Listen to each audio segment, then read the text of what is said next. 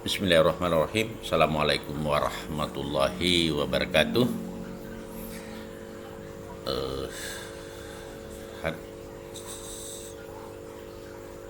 Sekarang ini kita akan membahas tentang penyakit usus buntu yang terkadang dialami oleh masyarakat, di mana gejala yang khas itu sering ditemukan dengan nyeri perut kanan bawah. Ini merupakan gejala yang menjadi pengetahuan umum. Apabila nyeri perut kanan bawah, maka itu diidentikan dengan penyakit usus buntu. Penyakit ini juga bisa, penyakit nyeri perut kanan bawah ini juga bisa terjadi pada, kalau misalnya perempuan, misalnya infeksi pada kandungan, misalnya tuba Fallopi, bisa juga terjadi. Tetapi memang ciri khas daripada penyakit usus buntu ini apabila ada nyeri tekan pada namanya titik Mechburne.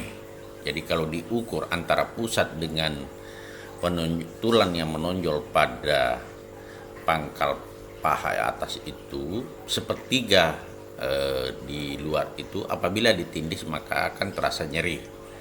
Maka di situ akan kita secara klinis bisa menentukan bahwa itu adalah penyakit usus buntu. Nah, bagaimana langkah-langkah selanjutnya adalah biasanya kita melakukan pemeriksaan suhu badan, apakah disebabkan oleh infeksi atau dimasuki oleh kotoran atau feses yang keras di dalam lubang usus buntu itu. Bisa juga dimasuki oleh cacing atau ada penekanan pada usus buntu tersebut. Langkah-langkah yang bisa dilakukan dalam penanganannya itu dengan memeriksa misalnya laboratorium sel darah putih atau leukosit. Nah, apabila infeksi maka leukositnya akan meningkat. Nah, kalau juga kita bisa memeriksa dengan menggunakan USG atau ultrasonografi, di mana apabila bertambah panjang lebih dari 8 cm maka kemungkinan terjadi peradangan atau terjadi pembesaran pada usus buntu dari biasanya. Sehingga dengan pemeriksaan tersebut kita sudah bisa menentukan diagnosa sebenarnya bagaimana usus buntu itu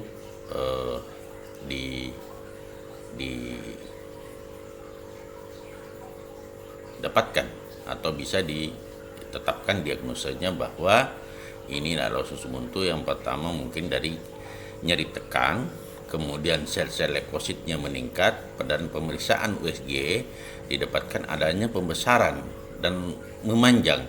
Jadi usus buntu itu akan memanjang dan membesar, sehingga pada kondisi seperti itu maka sebagai dokter umum harus merujuk kepada dokter spesialis bedah untuk dilakukan tindakan lanjut. Kenapa harus dilakukan tindakan lanjut? Karena ditemukan terjadi pecah pada usus buntu. Nah, supaya tidak terlalu berat, tidak dianjurkan untuk usus buntu dilakukan satu masase atau urut pada daerah tersebut, karena justru dapat memperparah, bahkan dapat mempercepat terjadinya pecahnya usus buntu, dan itu akan berakibat sangat buruk kalau penanganannya tidak segera dilakukan. Karena tindakan yang tepat untuk usus buntu adalah tindakan appendektomi atau usus buntunya itu diangkat. Penggunaan antibiotik bisa dilakukan, tetapi pada saat sudah di rumah sakit dan sudah direncanakan tindakan operasi. Demikian pula antisakit tidak dianjurkan apabila sudah ditetapkan diagnosa usus buntu, maka tidak dianjurkan untuk menggunakan antisakit. Karena apa? Ini bisa mengaburkan gejala usus buntu ini sehingga si pasien merasa bahwa tidak mengalami penyakit. Untuk itu, antisakit bagi teman-teman sejawat dokter, jangan menggunakan antisakit pada penyakit pada orang-orang yang menderita usus buntu, karena akan menghilangkan gejala sehingga apa? Pada saat gejala hilang, sementara usus buntu itu tetap ada dan beraktivitas, ini kemungkinan bisa terjadi pecahnya usus buntu dan tentu penanganannya jauh lebih serius dibandingkan dengan pada saat tidak pecah. Pada saat usus buntu pecah maka akan menimbulkan bahaya yang berat itu kalau terjadi peritonitis, artinya peradangan pada selaput perut. Nah ini tentu penanganannya bukan lagi appendektomi, tapi tentu akan dilakukan laparotomi. Nah, bagaimana pandangan dokter berdasarkan pengalaman dokter bedah terhadap penanganan usus buntu? Mari kita lihat salah satu video yang berkaitan dengan penanganan usus buntu di rumah sakit. Makasih, selamat melihat videonya.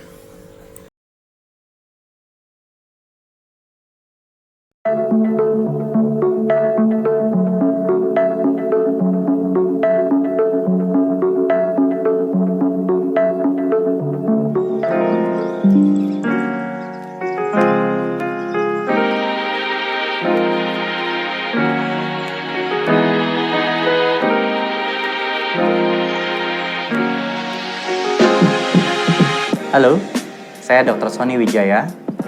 Saya spesialis bedah dari Rumah Sakit Premier Jatinegara.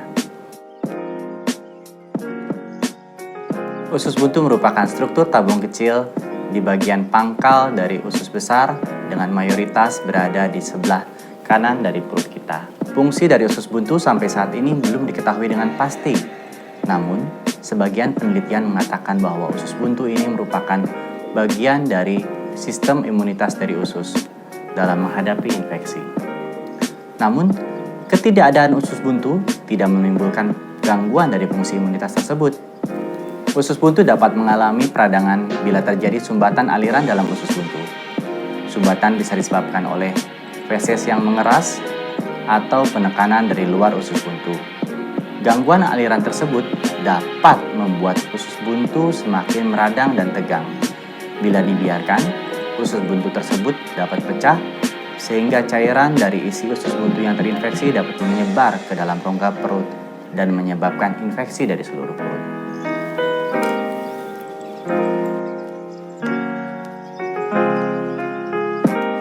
Peradangan usus buntu dapat terjadi pada setiap orang dalam seluruh rentang usia dengan gejala seperti hilangnya nafsu makan, mual, muntah, diare, dan nyeri perut yang diawali dari nyeri ulu hati kemudian berpindah ke kanan bawah dan dapat menyebar ke seluruh perut dan disertai dengan demam. Bagaimanapun, kita dapat menangani usus buntu. Segera datang ke kami, dokter Anda, bila terdapat gejala di atas. Kami akan melakukan pemeriksaan fisik terhadap Anda bila didapatkan nyeri tekan dan nyeri lepas di perut sisi kanan bawah. Hal ini menunjukkan bahwa mungkin Anda mengalami peradangan usus buntu.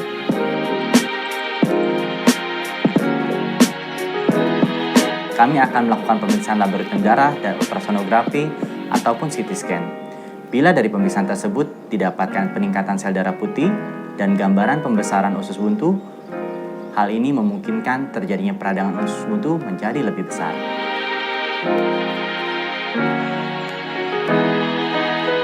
Operasi pengangkatan usus buntu merupakan terapi utama dalam menangani peradangan usus buntu, selain pemberian antibiotik dan anti nyeri.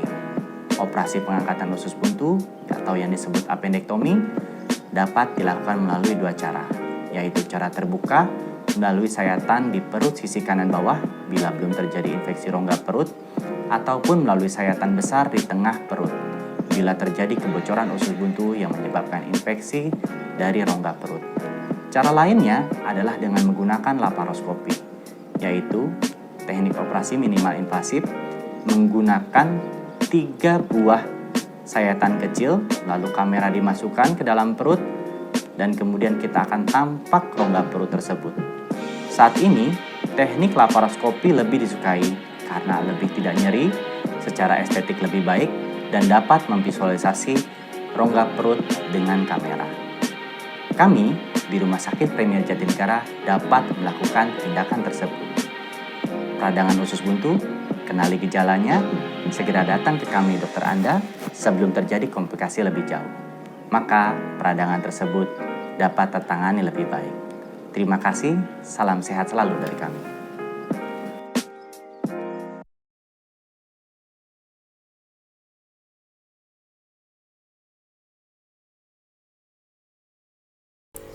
Demikian tadi pandangan dari dokter bahwa penanganannya bisa sekarang dengan irisan di samping fenestel, bisa juga dengan laparotomi, artinya irisan di tengah apabila terjadi pecah pada usus buntu, atau sekarang ada namanya laparoskopi. Jadi menggunakan alat bisa dikait dari luar sehingga buka operasi semakin kecil. Ini langkah-langkah yang dapat dilakukan dalam penanganan penyakit usus buntu.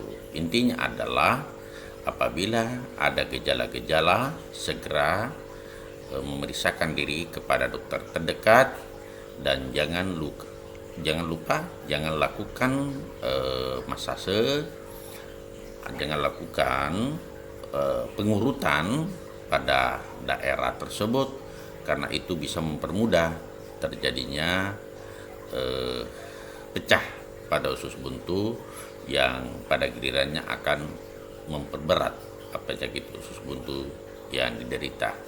Perlu diketahui bahwa probability untuk terjadi usus buntu pada anak lebih besar ketimbang pada orang dewasa. Kenapa? Pada orang dewasa lubang usus buntunya sudah sangat besar sehingga apabila masuk masih memungkinkan untuk keluar, sedangkan sama anak-anak apabila masuk agak susah untuk keluar. Misalnya ada kotoran yang masuk kepada usus buntu, kalau itu agak susah keluar.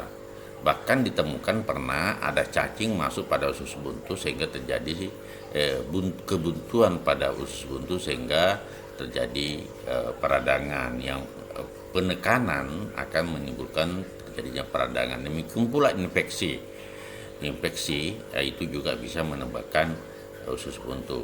Dengan demikian bahwa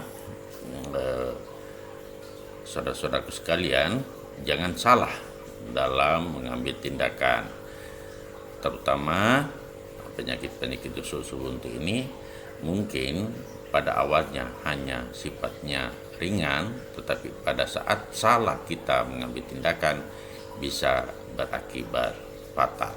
Demikian mungkin yang disampaikan, mudah-mudahan ada manfaatnya. Terima kasih. Assalamualaikum warahmatullahi wabarakatuh.